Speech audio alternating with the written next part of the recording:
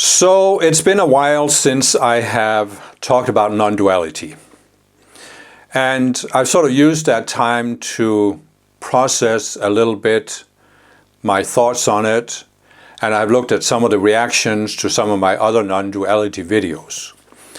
And it's become clear from looking at these reactions that some people don't seem to get the point I've been trying to make in my other videos. Now, this may be because they haven't watched the whole video, or they just watch one video and then they make a comment on that without having watched the others, because we all know that we don't have much time today. So a lot of people don't watch a whole video, but they come to a point where here's something they want to comment on, then they make a comment and then they don't watch the rest. And it may be that the video later actually addressed what they're commenting on. But anyway, so I thought I would attempt the impossible to try and clarify my thoughts on this topic. And that's why I came up with the title is Non-duality, a mind trap. So is non-duality, or can non-duality become a trap for your mind? And in some of my other videos I've talked about how any system of thoughts, any philosophy, any spiritual teaching, any religion, any political ideology, anything can become a trap for your mind. But I think we can go beyond it. And we can go beyond it by understanding how the world actually works. And what I have explained in some of my other non-duality videos, and also in my video about how the world was created, and some of the others in that playlist, is that the entire purpose of this world we are in, we can call it the world of form, the entire purpose is that we are created as individual beings with an individual sense of self-awareness. But we have the potential to expand that sense of self until we reach higher and higher levels of awareness, levels of consciousness, eventually reaching the same level of consciousness as the being who created us. I call this the Creator, to avoid any association with particular religions. So this Creator is beyond any God portrayed by any of the religions we have on earth. So the whole purpose is that we start with a point-like, localized sense of self. We can gradually expand it. I don't mean expanding in a spatial way, but expanding in more of a spherical way. We become more and more aware. And as a result of this, we also become aware that we are part of a whole. We are part of this enormous hierarchy, we might say, of beings, self-aware beings. Because as I've explained in my video of how the world was created, it's created in levels, in successions of spheres. One sphere is created, beings are sent into it, starting out with a localized sense of self, expanding it, until the whole sphere ascends, becomes part of the spiritual realm. Then a new sphere is created, new beings are sent there, and so forth. This is how the world we are in was created and how it works. So we are in the latest of these spheres, and it isn't yet ascended, which means we have the option to go into two states of consciousness. We are created seeing ourselves as connected beings. What we're really connected to is our higher self, which exists in the spiritual realm, and of course the entire hierarchy of ascended beings that reach all the way to the Creator. So we can choose to expand on that connection, becoming more and more connected, leading to oneness, and then we can ascend. Or we can choose to go into what I call the consciousness of separation. The illusion that we are a separate being, we are a separate self. And as I've explained in some of my other non-duality videos, many of the non-dual teachers and many spiritual teachers from the past, they have correctly seen the fallacy, the illusion of the separate self, the illusion that we are separate beings. They have identified this as the central challenge for us as spiritual people. But what I've also tried to explain in all of my non-duality videos, and this is what I can see that some people who come from this non-duality background, they don't get it. They don't get this point. What I've tried to explain is that once we have stepped into separation, we are seeing everything through the filter of the duality consciousness. And the duality consciousness is a very specific state of consciousness where there's a scale. And there are two polarities, two extremes on the scale. Right and wrong, good and bad, many, innumerable polarities. But there's also a line in between, so you can have gradations. And you can have a midpoint that's sort of neutral. It's neither this extreme nor that extreme. And I've called it that you can have black and white thinking where you only see the two extremes, or you can have gray thinking where you see the gradations in between. But this is still duality. So the tendency in duality is that when you go into separation, you are literally creating, as I also explained, this separate identity. You can call it the ego, or you can call it a conglomerate of separate selves. I prefer the separate self because they're individual selves. They're much easier to overcome than if you see it as just one big ego. So you have all of these separate selves, and they are created out of the duality consciousness. And this is what I've said again and again, that I see many of these non-dual teachers, many people who have followed non-dual teachings, they only look to this supposedly ideal state, non-dual state of consciousness, but they believe they don't have to look at the dualistic state of consciousness and understand how it works. And that is why non-duality becomes a mind trap. Because if you do not understand how non-duality, how duality works, how the duality consciousness works,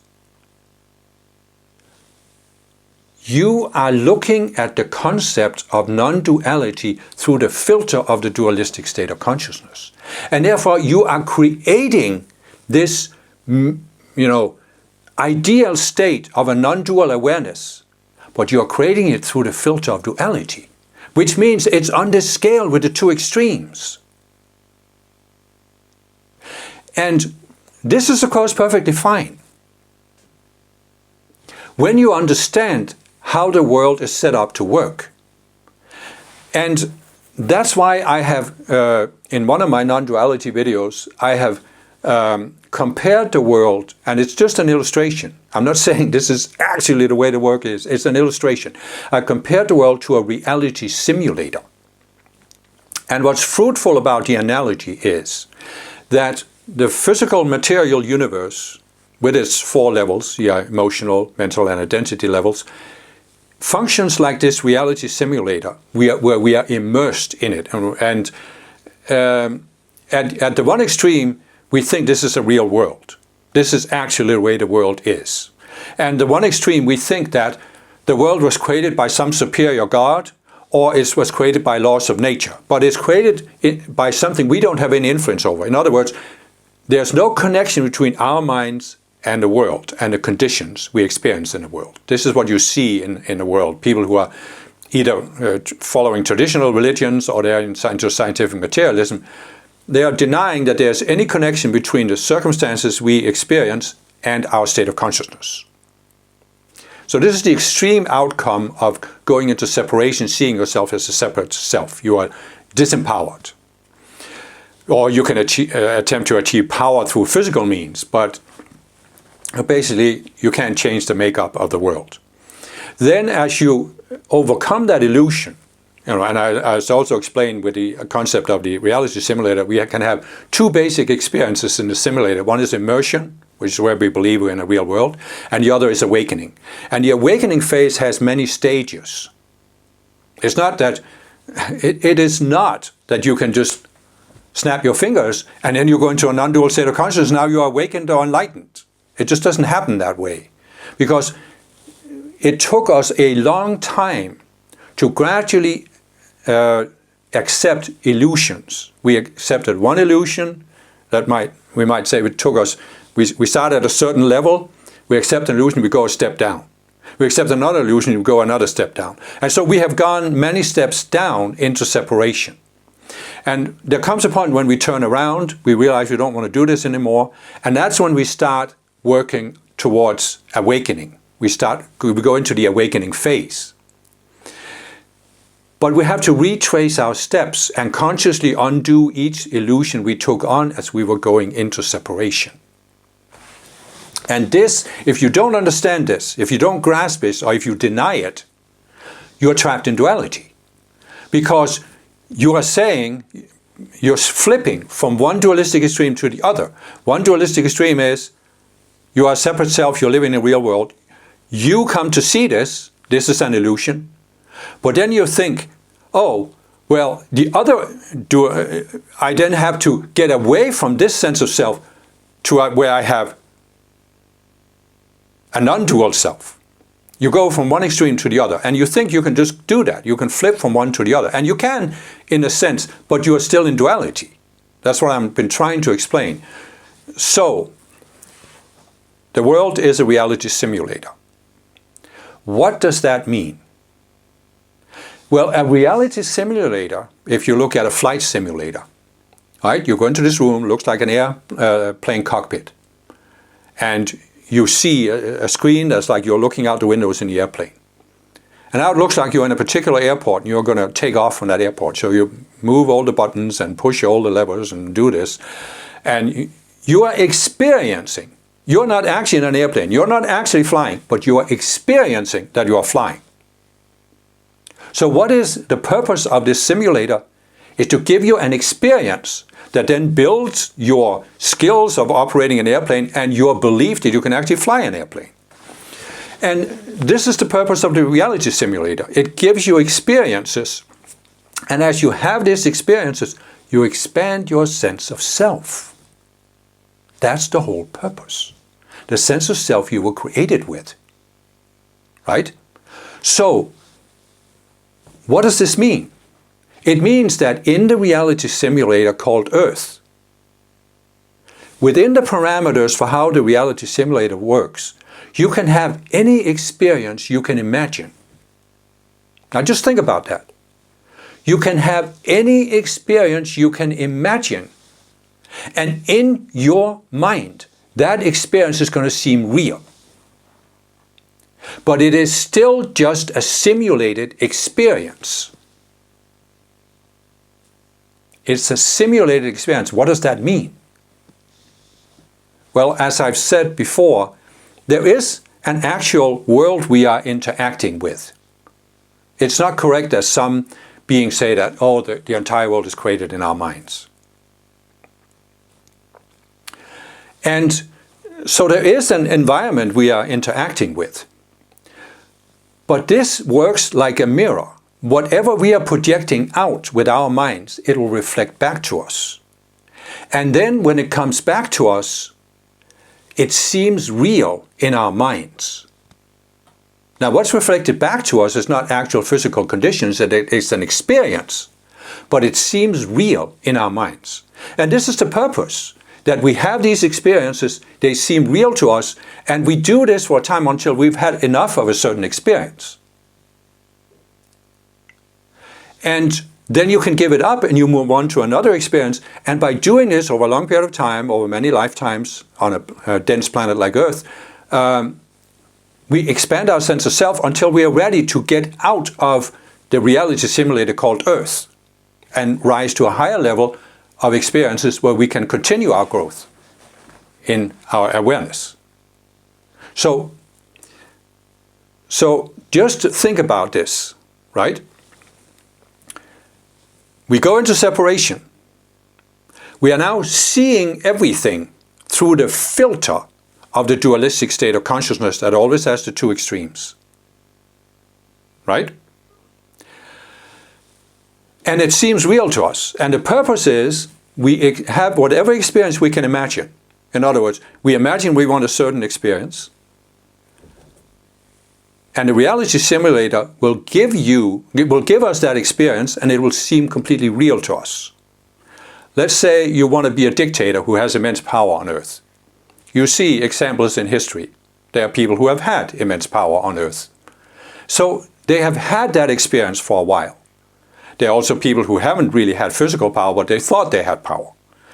But it doesn't matter. They had the experience inside their minds until they'd had enough of it. You can have a desire for material possessions. Many people in the modern affluent nations have reached a point where they've had enough of material possessions. They want something more. That's why they're becoming open to the spiritual path. So what I'm saying is, in the reality simulator, you can have any experience you want. And there are always the two opposites. Right? So now take this, what I've said. We go into separation. What is the one dualistic polarity we can have in separation? It is that we, as a separate self, we are very powerful. We are very sophisticated. And so we strive to raise the separate self to a higher and higher status on earth, based on what kind of power you can get, what kind of status you can get. And it can be that you have physical power as a dictator. It can be that you are a very intelligent person, a scientist, a philosopher, a writer, a whatever you can imagine. You are saying, oh, this person really is special. And you can see some of the people today. You can see some of these people who are very rich, or they are innovators. They create big companies and whatnot. And they have this sense that they are very special. And it's fine. It's part of what the reality simulator can give us. But over time, over many lifetimes of having pursued this goal of elevating the separate self almost to a godlike status, you can come to a point where you've had enough of it. You've had enough of that experience. And perhaps you even come to this point of seeing, someone once said, vanity of vanities, all is vanity. You see the vanity of it. You see that it really doesn't mean anything because it's all in a reality simulator. It doesn't really have any ultimate importance.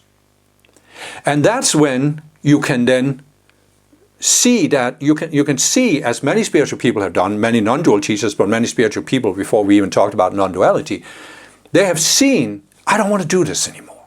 It doesn't lead me where I want to go. I want more than this.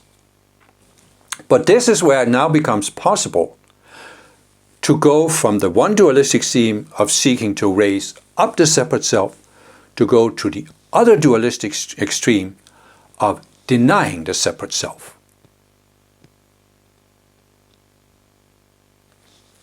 You see what this does?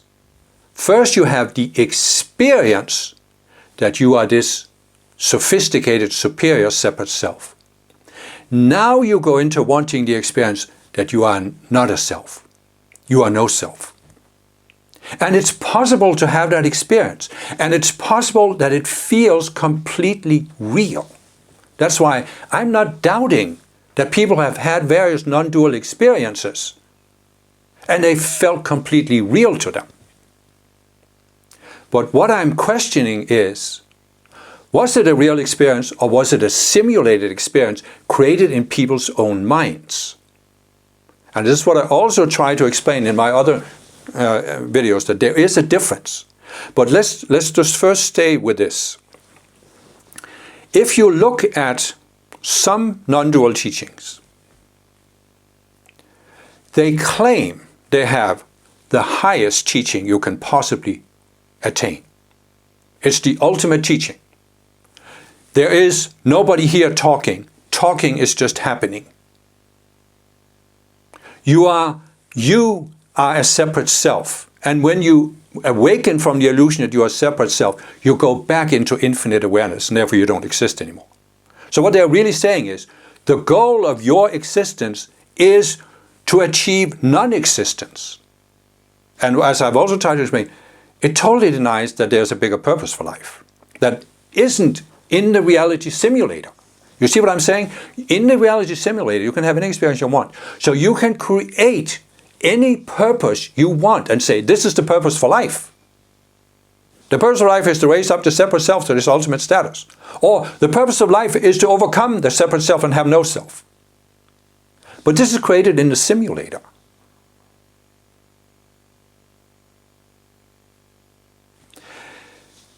And so, what is really behind this? If we step back from this,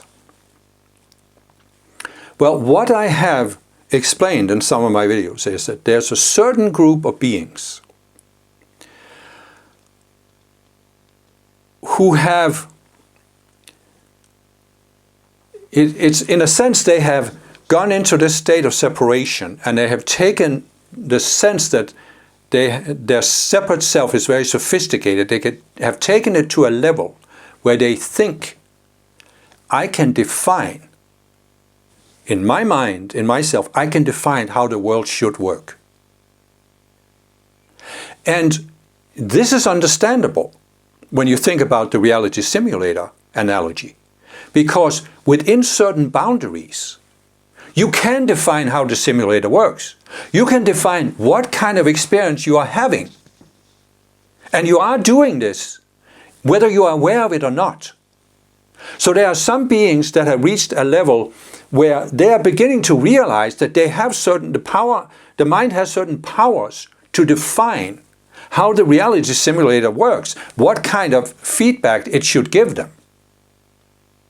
Right? But now be very, very careful. This is still in separation. The separate mind, the separate self, believes it has the power to define how the entire world should work. But the whole idea of the reality simulator is we are in the simulator. We are defining what experiences we are having in the simulator. But our minds didn't create the simulator. And they did not create the world outside the simulator. We have just gone into the simulator. There's a whole world out there that wasn't created by our minds, that our minds cannot define, and that especially the separate mind cannot define.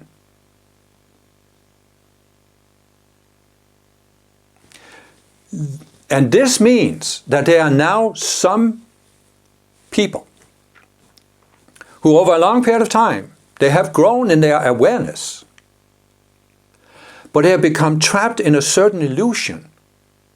Namely, and I'm not saying they are conscious of it, at least not all of them, but they've been trapped in this illusion where they think their minds are so sophisticated that they can know within their own minds, without contacting any reality outside of their minds, but within their own minds, they can know how the world should work. They can define this. And so they have chosen to define the ultimate reality is that there is no self. Nothing is ultimately real. Nobody's here talking. Talking is just happening. And the reality simulator will give them that experience, and to them the experience will seem completely real for a time. They think that they have discovered the ultimate truth of how to get out of the reality simulator. But they are still trapped in the simulator.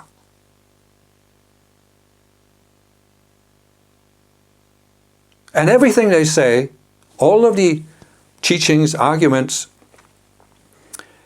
they really only have one purpose. That is to reinforce the sense that they are right and they have the ability to define how the universe works.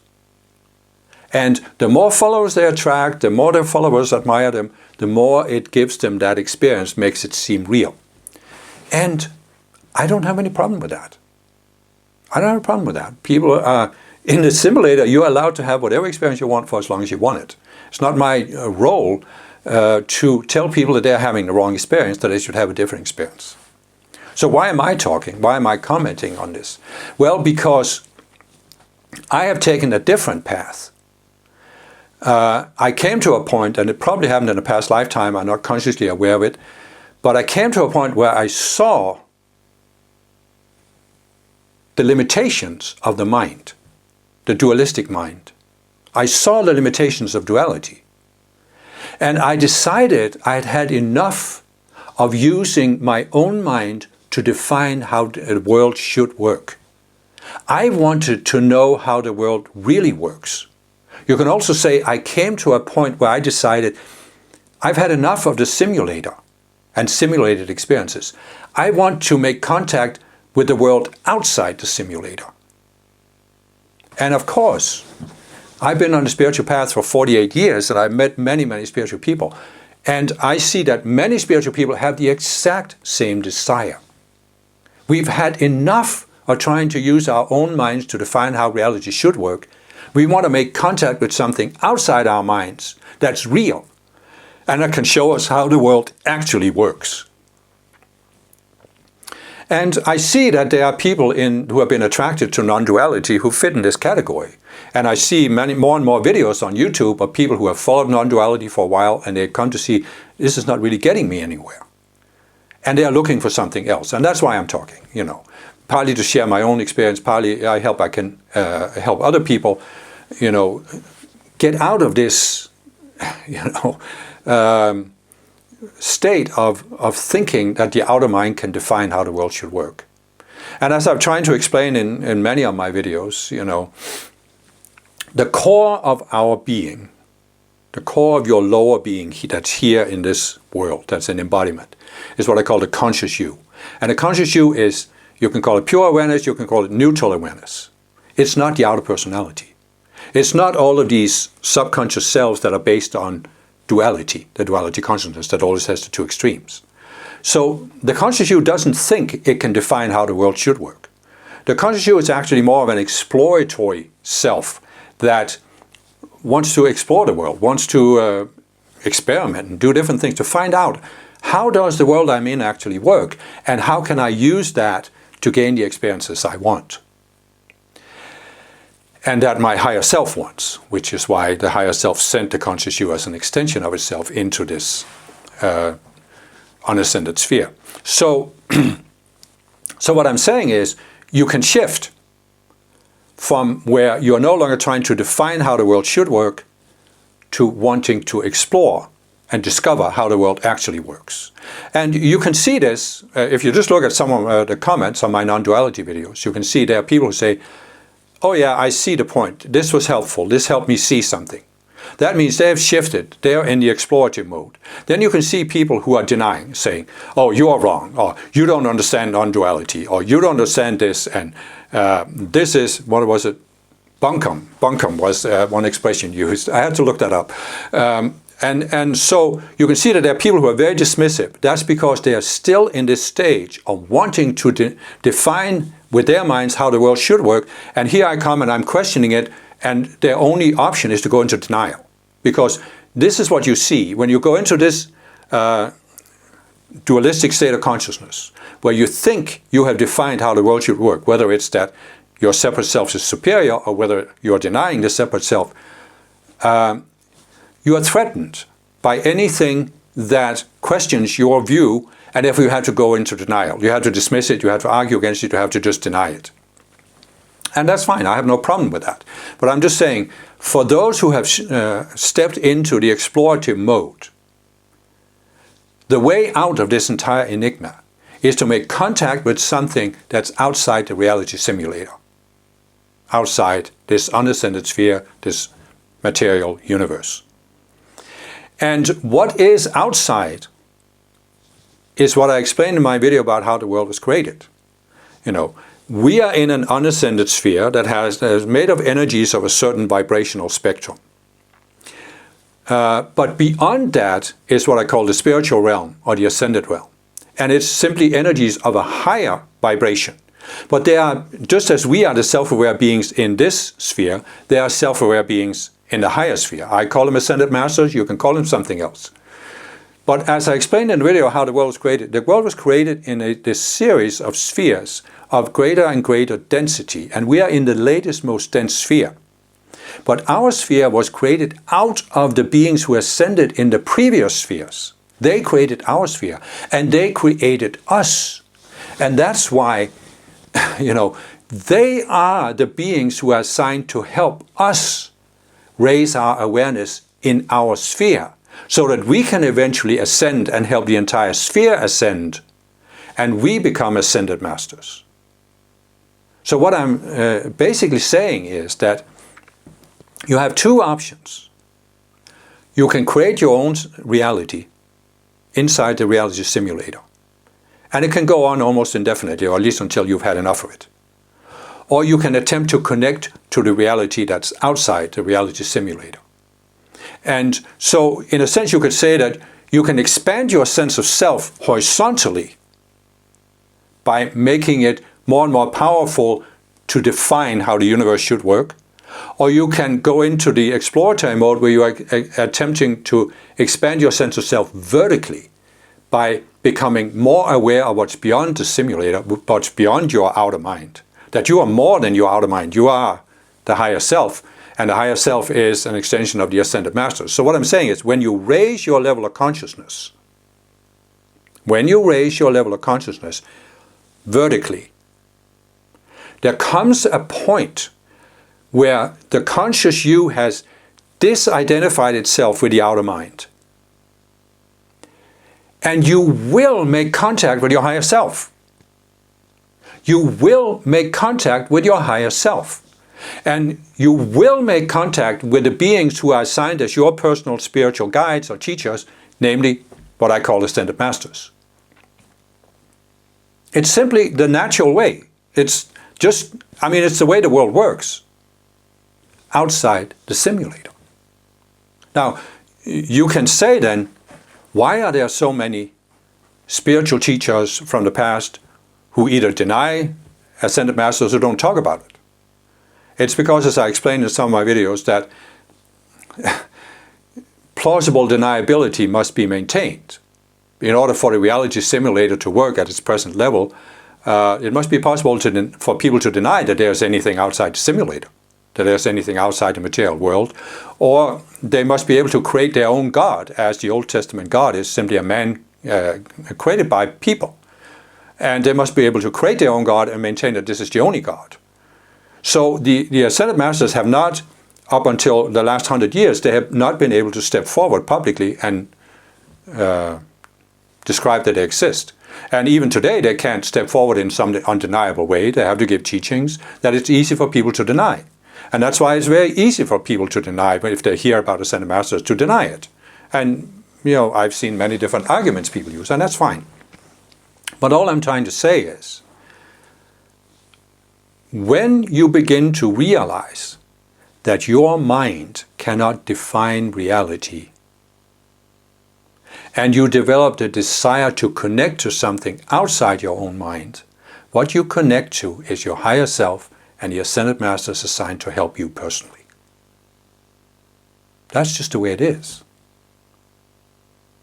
And what the ascended masters will do is they will work with you individually, if you are open. They will help you question one illusion, the one illusion that corresponds to your current level of consciousness. And when you let go of that illusion, you see it consciously, you rise to a higher level. Then there's another illusion. And you can keep doing it, as I explained in some of my videos. There are 144 possible levels of consciousness on Earth. And when you continue to let go of these illusions, or these separate selves, as I've called it also, to let them die, you rise higher and higher levels, and you can come to that point at the 144th level where there is no illusion left. And what does that mean? That means that there is nothing in the reality simulator that's important to you anymore. You have achieved what the Buddha called a state of non-attachment. There's nothing you are attached to on Earth, nothing you have to do, nothing you have to experience, nothing you have to finish. And that's when you can then take that long last look back at Earth, and you can say, nothing that pulls me back here. That's when you can turn around and you can permanently ascend from Earth. You can leave the reality simulator. Why? Because you see that nothing in the reality simulator has reality. It is all simulated. And that essentially means that you become non-attached to any teaching you have. You're not defending it. I'm not trying to defend the teachings I'm given here. They have helped me, and I believe they can help others. But I'm not trying to argue about it or prove it or force it upon others. You know, the Center Masters have a saying, when a student is ready, the teacher appears. It's that simple. You know, so, but the question is not, a question about being ready is, what are we open to? Are we open to something outside our own mind, something that's beyond what we see right now? Or do we want to defend what we see right now? Do we want to defend or transcend? That's the choice we have. So, again, I'm not trying to prove anything. I'm not trying to make you believe anything. I'm just simply trying to present to you the process that I've gone through because I have, as I also said, I've been thinking about the duality consciousness for over 20 years and really trying to understand how it works and how it traps us. And I see some people who rush into striving for enlightenment or awakening without trying to understand what it is that brought us out of enlightenment or keeps us out of enlightenment. And again, that's fine. They are still wanting the experience that their minds can define it. But I've just come to a point where I've had enough of that. I'm not really attached to it. I'm not really attached to what I'm saying here, proving it right. I'm not really attached to whether you accept it or not, because ultimately only you can determine what helps you expand your sense of self. So I just realized I want to add something to this video, because I've said that you can go into this state of mind where you think that with your mind you have the powers or the capacity of mind to define how reality actually works, how the universe works, how the world works. But you are defining this based on these the illusion of separation, the dualistic consciousness that forms a filter with the two dualistic extremes and the scale in between. Now, as I said, you can come to a point where you see the limitations of seeking to raise up the separate self to some ultimate status in this world. You see the vanity of it. And then you can go into the state of denying that there's a separate self. And what you're basically denying by doing this is that you took all of these steps, you made all of these decisions to accept these illusions in order to move into creating this separate self. And the only way to get out of this separate self is to reverse the process and undo all the decisions. But you're now going into thinking you can flip to the other extreme and just deny that there is any separate self. And by denying the separate self, by realizing that you are not the separate self, you have instantly escaped the separate self. And that's really a denial of the purpose of the simulator, which is we can go into any experience we want. We can also go out of it, but we have to consciously go out of it. Because the whole purpose is to become more conscious, right? So if you could just realize that you don't want to be a separate self anymore and instantly flip into awakening from that sense of separate self, what process have you gone through? What experiences have you had? You go into something, you awaken from it, you go out of it. But both going in and going out gives you an experience that expands your sense of self. Now, anyway, what I really wanted to get to here is you can come to the realization that you are in a limited state of mind and you want to awaken from it. This is essentially what all spiritual teachings are about, including non-dualistic teachings, is we're in a limited state of mind or a limited state of consciousness and we need to get out of it, we need to awaken from it. But if you are still colored by these dualistic filters, what are you going to think? As I said, you go into this state of the separate self and glorifying that the separate self can reach some ultimate status in this world. Then you see the vanity of this. Now you go into this of thinking that the mind can define that there is no self and you are in a state of no self, therefore you are awakened and enlightened. What are you doing in both cases? You are still thinking that the mind has the ability to define. And what does that mean? It means you have now seen that you are in a state of limitation and you want to escape it, but you haven't realized that you were in a state of limitation because your own mind created that state of limitation. And now you're thinking that your own mind can also get you out of the state of limitation. You see what I'm saying? You are thinking, still thinking that your mind can define reality, can define how the world works. You think that the mind that got you into limitation can get you out of limitation. That the mind can help you escape itself. But any system you create, any path you create, any idea you create from the state of separation, even if you think it's leading you out of separation or instantly switching you out of separation, it will only keep you in separation. It'll keep you in a reality simulator. And that's why, again, I want to say, the only way out of the reality simulator is to use the conscious use ability to connect, to step outside the outer self, go into a neutral state of awareness, and connect to something outside your own mind and outside the simulator. If you don't get that, any spiritual teaching you use will keep you trapped in the separate self. If you do get that, most of the spiritual teachings on the planet can help you get out of separation. But ultimately, getting out of separation means connecting to your higher self and the beings in a higher realm who are assigned to help you personally. It's just the only way. I mean, that's how the universe works. Because we have been given free will. And we can create any experience we want with our free will. But free will is given because we can never be trapped in the choices we made. There's always a way out. But the way out is to connect to something outside our minds. Because it is inside of our minds that we get into separation and limitation, suffering, the sea of samsara, Maya, illusion, whatever you want to call it.